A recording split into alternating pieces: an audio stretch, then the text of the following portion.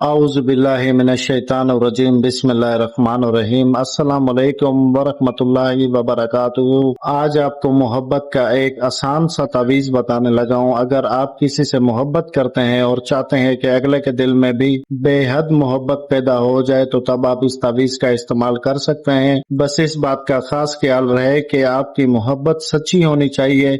नाजायज मकसद के लिए इस तावीज़ की बिल्कुल इजाजत नहीं है। अगर आपकी सच्ची मोहब्बत है और आप चाहते हैं कि आपका जो महबूब है वो बेहद मोहब्बत करे तो इंशाअल्लाह 4 से 5 दिनों के अंदर अंदर आपका मोहब्बत का मसला हल हो जाएगा। शोहर बीवी के लिए कर सकता है, बीवी शोहर के लिए कर सकती है, या आप जिससे शादी करना चाहते हैं उसके लिए आप ये तावीज़ बना सकते हैं, इसका इस्तेमाल कर सकते हैं। हमारी तरफ से इजाजत होगी। तो वक्त का ज़िया किए बगैर चलते हैं इसके तरीक़ाकार की तरफ। आपने करना यह है कि इतवार के दिन असर की नमाज के बाद पाक साफ होकर बावजू होकर किबला रुख बैठ जाएं और 10 मरतबा आयतुल कुर्सी पढ़कर खुद के ऊपर दम कर दें। उसके बाद आपने सफेद कोरे कागज पर काले पॉइंटर या काले मार्कर की मदद से ये जो नक्श स्क्रीन पर देख रहे हैं ये नक्श आपने साफ सुथरे तरीके से बनाना है जैसा कि मैंने बनाया हुआ है। सीधे हाथ की तरफ से लिखना शुरू करना है और उल्टे हाथ की तरफ से लिखना खत्म करना है।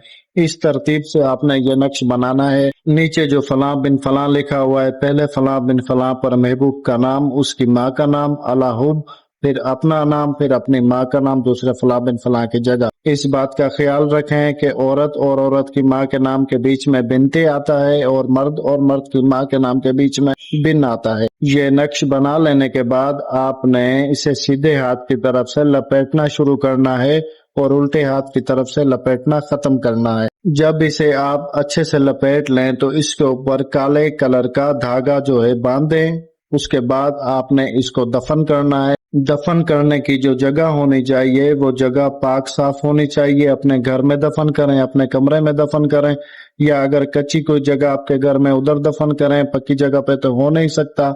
अगर बाहर कहीं दफन करना है तो वो जगह पाक साफ जरूर हो। नापाकी वाली जगह पर बिल्कुल दफन ना करें, नापाकी के पास वाली जगह पे भी बिल्कुल दफन ना करें। ये एक नूरानी अमल है, पाक साफ तरीके से काम करता है और सच्ची मोहब्बत के लिए ही काम करता है। इसमें कोई हर्ज नहीं है कि आप दफन किस जगह कर रहे हैं, बस वो जगह पाक साफ होनी चाहिए।